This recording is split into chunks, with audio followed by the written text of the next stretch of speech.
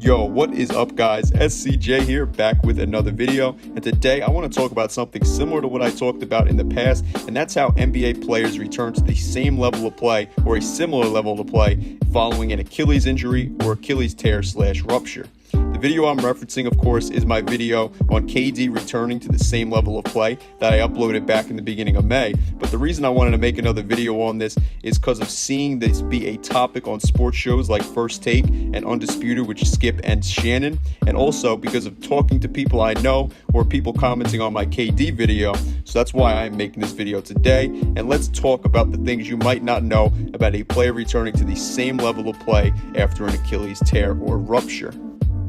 So recently, in the last 2.5 years, we've seen 4 players suffer an Achilles injury, and 3 of those 4 players were notable stars or superstars. The 4 guys that suffered those injuries were JJ Barea, DeMarcus Cousins, John Wall, and Kevin Durant. This is the worst possible injury a basketball player can suffer, as a tear or rupture to your Achilles significantly affects or slows down/decreases your lateral quickness or explosiveness on the court. This is a huge reason an Achilles tear or rupture is the worst injury, like I said.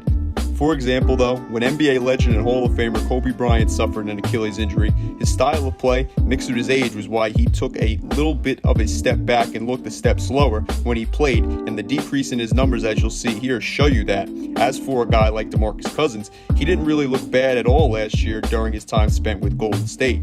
Yes, he didn't look like prime Boogie Cousins or anything that we had seen in the year past, but he also was playing in limited minutes to ease back into his play after a terrible injury, and he was also sharing touches with 4 other former All-Stars. A big reason for why Boogie really didn't look bad at all last year is the fact that he is a center and he doesn't rely on lateral quickness or speed like a 1 or 2 guard does. The only numbers that really decreased for Boogie following his injury were his scoring numbers, and like I said, that was to be expected with him playing less minutes and also playing in Golden State.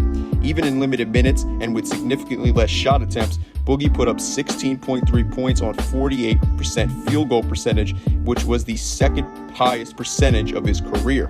Further proving that if your style of play doesn't really rely on or need lateral quickness or speed too often, you should return the same or close to the same how you were before the injury. The next thing that is important to returning the same or close to the same is the player getting their calf muscles back to full strength or close to full strength.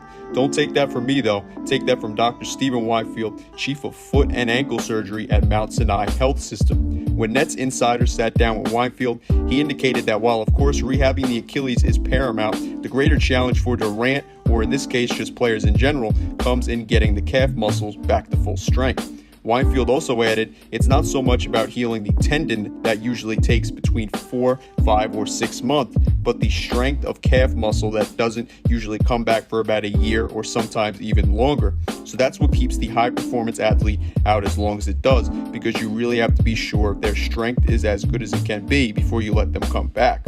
In the case of someone like Kevin Durant, for example, since Weinfield was just talking about him, that's good news for him because he will have been out for around 18 or 19 months when he does come back, depending on when the NBA season starts, which all signs are leading to starting in January of 2021. Lastly, let's touch on something significant that I talked about in my KD video, and that is the specific Achilles that you rupture. Durant and NBA legend Dominique Wilkins are the only players who are right-handed shooters and also ruptured their right Achilles. The reason that's so important is Dominique came back and actually saw an increase in certain areas, including most importantly his field goal percentage and points per game averages, and he did that even in less minutes per game. Meanwhile, guys such as Kobe, Brandon Jennings, and Elton Brand suffered injuries to the Achilles on the opposite side of their shooting hand and were never the same. In my eyes, this just proves how important the side of your body in which you suffer an Achilles rupture really is, especially when a guy like Dominique came back and averaged more points with his explosive style of play that included his high-flying dunks.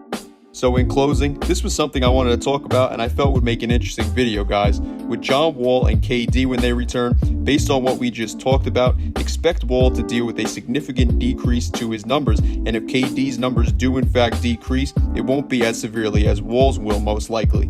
Sports medicine is always improving and always getting better, so hopefully we see a tremendous rehab from both of these players and they return to the same level of play that they were before they suffered their Achilles injuries.